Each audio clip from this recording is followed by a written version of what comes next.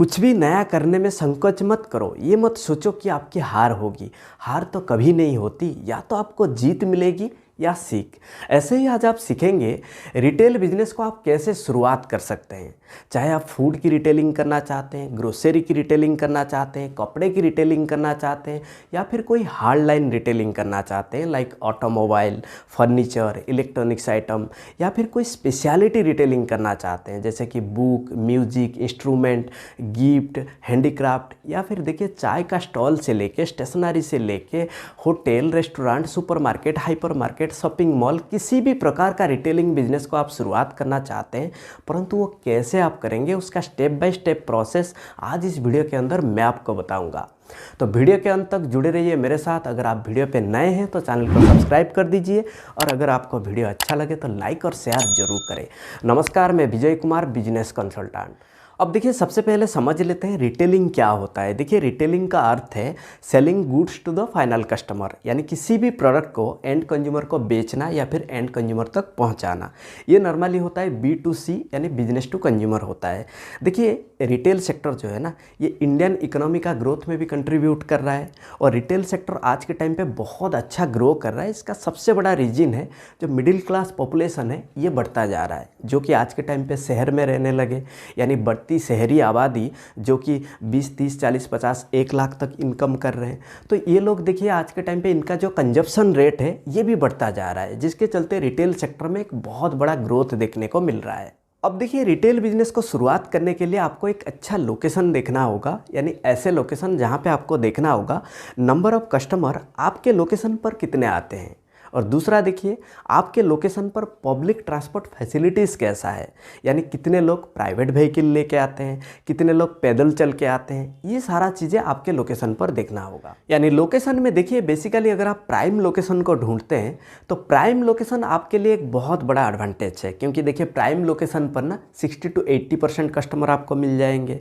और prime location ये typically heart of the city होता है, जहाँ पे हाई फुटफॉल होगा और डेली बेसिस पे लोग बाई बस, बाई कार या फिर पैदल चल के आएंगे।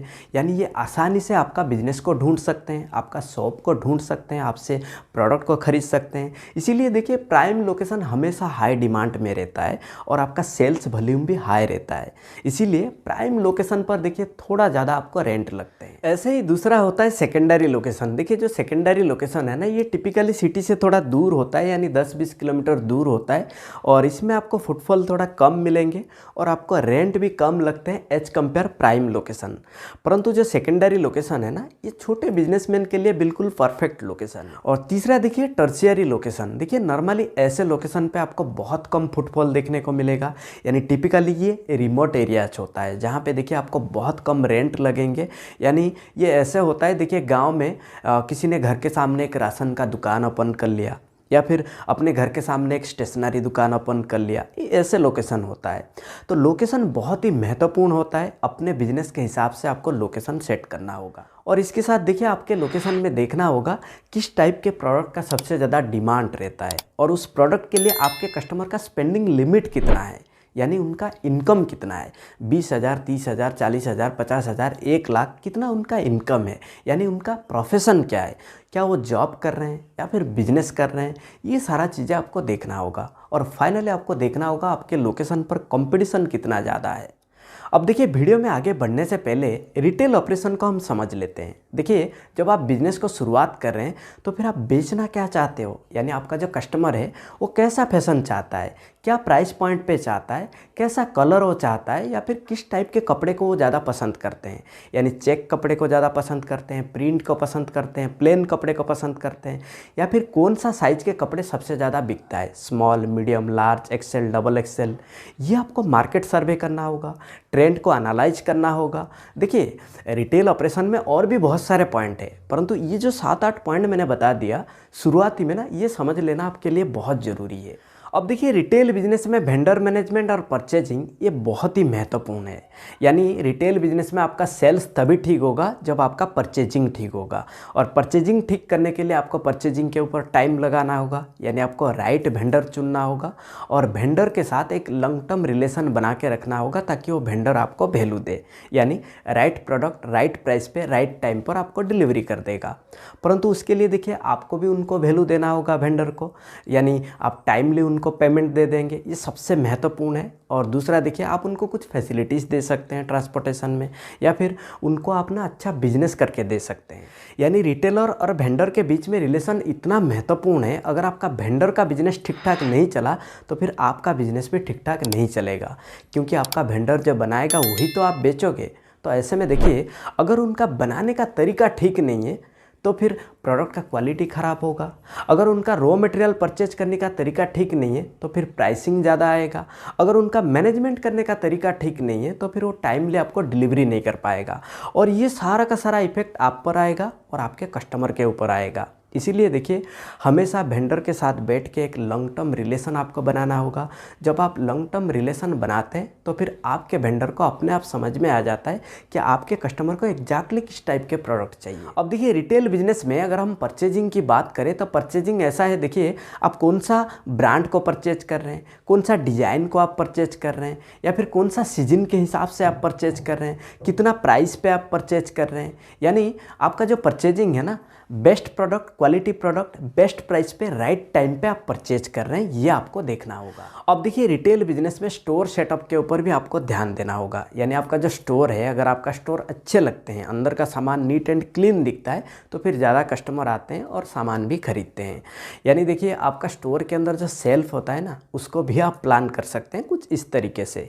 एक होता है लोअर लेवल, एक होता है मिडिल लेवल, एक होता है हायर लेवल। अब देखिए जो सामान आप सबसे ज़्यादा बेचना चाहते हैं, जो आपका फास्ट मूविंग आइटम है, उसे ना आप आई लेवल पर रख सकते हैं, जो होता है कमर का ऊपर लेवल, यानी आपके सेल्फ के अंदर मिडिल लेवल। और जब आप आई लेवल पे प्रोडक्ट का रखते हैं तो फिर उसके ऊपर आपको थोड़ा ज़्यादा लाइटिंग देना होगा, यानी थोड़ा ज़्यादा आपको रोशनी देना होगा। और दूसरा देखिए आपको क्या चीज़ शुरू में रखना है और क्या चीज़ बाद में रखना है, ये समझ लेना बहुत ज़रूरी है। यानी आपके स्टोर के अंदर आने जाने का रास्ता कितना होना चाहिए, ताकि जब कस्टमर आपके स्टोर में एंट्री करेंगे तो आपके स्टोर में देखिए एक ब्रेड, मिल्क, वाटर बॉटल, ये आपका स्टोर में बिल्कुल लास्ट में होना चाहिए, क्योंकि ये भी एक स्ट्रैटेजी होता है। क्योंकि कस्टमर जो है ना, ये पूरा स्टोर घूम घूम के लास्ट तक जाएंगे, तब तक और भी कुछ ना कुछ वो सामान को देख लेंगे और चांसेस रहता है और भी कुछ ना कुछ सामान को खरीद लेंगे।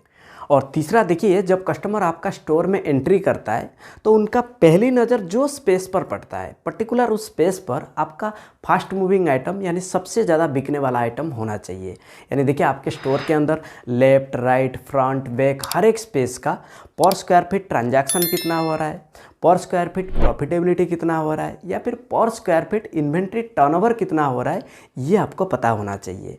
यानी जो स्पेस पर आपका इन्वेंट्री रोटेशन ज़्यादा होगा वहाँ पर आपको प्रॉफिट मिलेंगे। तो पर्टिकुलर ऐसे ही जगह पे आपका सबसे ज़्यादा बिकने वाला आइटम होना चाहिए। और चौथा देखिए स्टोर को रेगुलर मेंटेन करना बहुत ज़रूरी है। यानी अगर सामान बिखरा हुआ है तो दुकान बंद होने से पहले सारे चीज़ को अरेंज करके आपको जाना होगा, ताकि दूसरे दिन जब आप ओपन करेंगे तो आपको बिल्कुल सारे चीज़ अरेंजिंग और नीट एंड क्लीन मिलेंगे। अब देखिए रिटेल बिजनेस में कॉस्ट कंट्रोल। देखिए रिटेल बिजनेस में आप कॉस्ट कंट्रोल कैसे करेंगे ताकि आपको ज़्यादा मुनाफा होगा।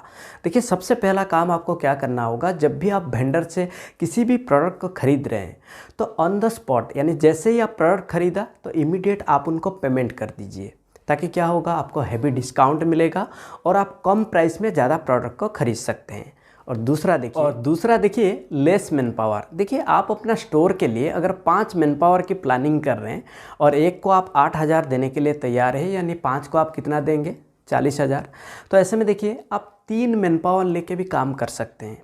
यानी ये 3 लोग 5 का काम करेंगे, यानी आप उनको थोड़ा ज़्यादा सैलरी दे सकते हैं, 10-10 हज़ार करके दे सकते हैं, 30,000 आपका सैलरी जाएगा और 3 लोग 5 का काम करेंगे, यानी थोड़ा ज़्यादा टाइम लगाएंगे, थोड़ा ज़्यादा एफर्ट लगाएंगे, इसमें आपका कॉस्ट कंट्रोल हो जाएगा। और तीसरा देखिए ज़रूरत से ज़्यादा इलेक्ट्रिसिटी का इस्तेमाल ना करें। देखिए बहुत सारे बिजनेस में देखा गया है जितना उनके पास प्रोडक्ट नहीं है उससे ज़्यादा वो इलेक्ट्रिसिटी का इस्तेमाल करते हैं।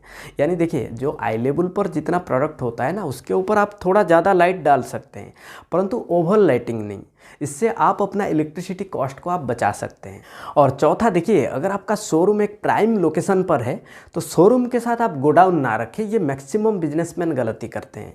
देखिए जो गोडाउन है ना, आप उसको एक सस्ती ज़मीन पर ले सकते हैं। इससे आप अपना रेंट कॉस्ट को बचा सकते हैं और बदले में देखिए आप फुल स्पेस को शोरूम बना के आप अपना सेल्स को दुगुना कर सकते हैं। और पांचवा देखिए, आपके स्टोर के अंदर पर स्क्वायर फीट कॉस्ट और पर स्क्वायर फीट प्रॉफिट ये कितना हो रहा है आपको पता होना चाहिए। यानी पर स्क्वायर फीट कॉस्ट को आप कैसे कैलकुलेशन करेंगे। देखिए आपका जो स्टोर है ना, वो पूरा का पूरा स्पेस मान के चलिए 1000 स्क्वायर फीट और उसके ऊपर आप रेंट दे रहे हैं 30,000। यानी आपका पर स्क्वायर फीट कॉस्ट कितना आएगा, 30,000 डिवाइडेड बाई 1000, 30 रुपया आपका पर स्क्वायर फीट कॉस्ट है। उसके ऊपर आप और भी ऐड कर लीजिए 10 रुपया आपका इलेक्ट्रिसिटी बिल और 10 रुपया मैन पावर, यानी टोटल पर स्क्वायर फीट कॉस्ट कितना आएगा, 50 रुपीज़। अब देखिए पर स्क्वायर फीट प्रॉफिट, आपका टोटल स्पेस कितना है, 1000 स्क्वायर फीट और 1000 स्क्वायर फीट पे आपका प्रॉफिट कितना हो रहा है, 2 लाख। यानी 2 लाख डिवाइडेड बाई 1000, तो पर स्क्वायर फीट आपका प्रॉफिट कितना आ रहा है, 200 रुपया। यानी पर स्क्वायर फीट कॉस्ट और पर स्क्वायर फीट प्रॉफिट को कैलकुलेशन करके आप अपना स्टोर का हर एक स्पेस का कितना प्रॉफिट में है, कितना घाटे में है, ये भी आप जान सकते हैं। अब देखिए रिटेल बिजनेस में आप मार्केटिंग कैसे करेंगे। देखिए मार्केटिंग कुछ इस प्रकार आप कर सकते हैं। आपके स्टोर के अंदर जो 10% आइटम है उससे 90% कस्टमर खरीदते हैं, जैसे कि bread, milk, sugar, T, coffee, ये सारे डेली एसेंशियल प्रोडक्ट होता है। यानी ये जो डेली एसेंशियल प्रोडक्ट है ना, इसके ऊपर आप 5% डिस्काउंट दे सकते हैं ताकि कंपटीटर के मुकाबले में ज़्यादा कस्टमर आपके पास आ जाएंगे और डिस्काउंट के चक्कर में बाकी और भी प्रोडक्ट आपसे ख़रीद लेंगे। देखिए कस्टमर हमेशा डेली एसेंशियल प्रोडक्ट के ऊपर रेट को कंपेयर करता है, रेट को पूछता भी है। यानी bread, milk, sugar, onion, oil, potato, ये सारी चीज़ों के ऊपर रेट को पूछता भी है और कंपेयर भी करता है। तो इसके ऊपर आप थोड़ा उनको डिस्काउंट देके बाकी जो प्रोडक्ट है जैसे मसाला या फिर ऐसे प्रोडक्ट है जिसके ऊपर कस्टमर का ध्यान नहीं जाता है, कस्टमर रेट के ऊपर ध्यान नहीं देता है, उसमें आप थोड़ा मार्जिन कमा सकते हैं। यानी मेरा मानना है किसी भी कस्टमर से आप एक बार प्रॉफिट कमाने के बजाय आप थोड़ा थोड़ा प्रॉफिट कमाइए, पूरे साल भर आप कमाते रहिए। यानी ये छोटे छोटे प्रॉफिट जब आप साल के एंड में देखेंगे तो आपको एक बहुत बड़ा प्रॉफिट नज़र आएगा। अब देखिए दूसरा जो मार्केटिंग स्ट्रैटेजी है ना, ये बहुत ही गजब का मार्केटिंग स्ट्रैटेजी है। नॉर्मली जो लोग मुंबई में रहते हैं इस चीज़ को बहुत आसानी से समझ जाएंगे। यानी मुंबई में देखिए जो ठेले में सब्ज़ी बेचते हैं ना, अगर आप उनके पास जाओगे कोई सब्ज़ी लेने के लिए तो सब्ज़ी के साथ साथ धनिया का पत्ता, एक छोटा सा अदरक का टुकड़ा और 2-3 हरी मिर्च आपको फ्री में दे देते हैं। क्यों देते हैं पता है? क्योंकि दोबारा आप उनके पास जाएंगे। अब मान के चलिए आपके पास धनिया का पत्ता, अदरक और हरी मिर्च नहीं है और आप दोबारा उस ठेले वाले के पास जाते हैं, क्या आप सिर्फ ये तीनों चीज़ का खरीद के आते हैं? नहीं, बल्कि आप कोई ना कोई सब्जी का खरीद लेते हैं ताकि ये जो 3 चीज़ें हैं ना आपको फ्री में मिल जाए। और इसका बेनिफिट कौन लेता है? वो ठेले वाले ले लेता है। तो बिल्कुल आप अपना रिटेल बिजनेस में भी ना इसको अप्लाई कर सकते हैं। यानी मान के चलिए आप कोई प्रोडक्ट को बेच रहे हैं 1000 रुपीज़ में और उसमें आपका प्रॉफिट है 200 रुपीज़। क्या आप उस 200 रुपीज़ में से 20 रुपीज़ का कोई ऐसे डेली एसेंशियल प्रोडक्ट जैसे टी, कॉफ़ी, उसका एक छोटा सा पाउच आप कस्टमर को फ्री में दे सकते हैं? देखिए इसमें आपको कोई बहुत ज़्यादा नुकसान नहीं होगा, बल्कि 200 में से अगर 20 रुपीज़ भी जाएगा ना, 180 रुपीज़ आपका जेब में रहेगा। परंतु इसमें आपको ही बेनिफिट होगा क्योंकि वो कस्टमर दोबारा आपके पास आने के लिए मजबूर हो जाएगा। और तीसरा मार्केटिंग स्ट्रेटेजी देखिए, जितना बड़ा जाल उतना बड़ा मछली, या फिर जितना बड़ा जाल उतना ज़्यादा मछली। यानी एक होता है जनरल स्टोर, एक होता है मॉडर्न स्टोर। देखिए जनरल स्टोर में नॉर्मली जब हम जाते हैं किसी भी सामान को ख़रीदने के लिए तो हम दुकानदार को बोल देते हैं, दुकानदार अपने हिसाब से अंदर से निकाल देते हैं। परंतु मॉडर्न स्टोर में देखिए कोई हाइपर मार्केट, सुपर मार्केट या फिर कोई मार्ट के अंदर जब जाते हैं तो वहाँ पे खुद कस्टमर सामान को टच कर सकता है, अपने हिसाब से वो सामान को देख सकता है। यानी मान के चलिए अगर आपको एक साबुन चाहिए, आप जनरल स्टोर में जाते हैं तो आपको 2-4 वैरायटी दिखाता है, आप उसमें से किसी एक को ख़रीद लेते हैं। परंतु मॉडर्न स्टोर में आपके पास बहुत सारे साबुन होता है।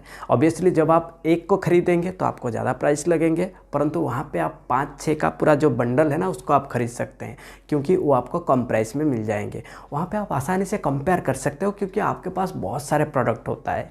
इसीलिए देखिए जब कस्टमर अपने हिसाब से प्रोडक्ट को ख़रीदता है ना, वो लार्ज क्वांटिटी में ख़रीद लेता है। और चौथा स्ट्रैटेजी देखिए, आप अपना स्टोर के अंदर 10 में से कुछ 2, 3, 4 आइटम आप ऐसे रखिए जो आपके आजू बाजू में किसी के पास नहीं होगा, सिर्फ आपके पास होगा। यानी वो 3-4 आइटम खरीदने के लिए जब कस्टमर आपके पास आएंगे तो उसके चक्कर में बाकी और भी प्रोडक्ट को खरीद लेंगे। और 5वां मार्केटिंग स्ट्रेटेजी देखिए, अपने रेवेन्यू को बढ़ाने के लिए मार्केटिंग में कस्टमर का 5R को आपको बढ़ाना होगा। यानी पहला आर आता है रेटिंग। देखिए आपका जो कस्टमर है ना, वो आपको कितना रेटिंग दे रहा है, 1, 2, 3, 4, 5। या फिर दूसरा आर देखिए, आपके जो कस्टमर है वो आपके बारे में क्या रिव्यू लिखता है, आपके बारे में क्या भला बुरा लिख रहा है। या फिर तीसरा आर देखिए रिपीट, यानी आपका जो कस्टमर है वो आपका रिपीट कस्टमर बन रहा है कि नहीं। या फिर चौथा आर देखिए रेफरेंस, आपका जो कस्टमर है वो आपके बारे में कितना रेफरेंस दे रहा है, कितने लोगों को रेफरेंस प्रोवाइड कर रहा है। या फिर 5वां आर देखिए रिटेंशन, यानी आपका जो कस्टमर है वो आपके पास बार बार आ रहा है कि नहीं। तो ये सारा चीज़ें आपको देखना होगा। तो ये तो था कुछ रिटेल बिजनेस को आप कैसे शुरुआत कर सकते हैं। अगर आप रिटेल बिजनेस के बारे में और भी जानकारी लेना चाहते हैं, कौन कौन सा आप जानकारी लेना चाहते हैं, कमेंट बॉक्स पर मुझे ज़रूर कमेंट कर दीजिए, ताकि उसके ऊपर दूसरा वीडियो बना के मैं इस चैनल के ऊपर अपलोड कर दूंगा। परंतु अगर आपको इस वीडियो से कुछ भी सीखने को मिला तो इस चैनल को आप जरूर सब्सक्राइब कर दीजिए। और हाँ, अगर आपको ये वीडियो अच्छा लगा लाइक और शेयर जरूर करिए। तब तक के लिए मैं विजय कुमार आप सभी लोगों को हृदय की गहराइयों से बहुत बहुत धन्यवाद।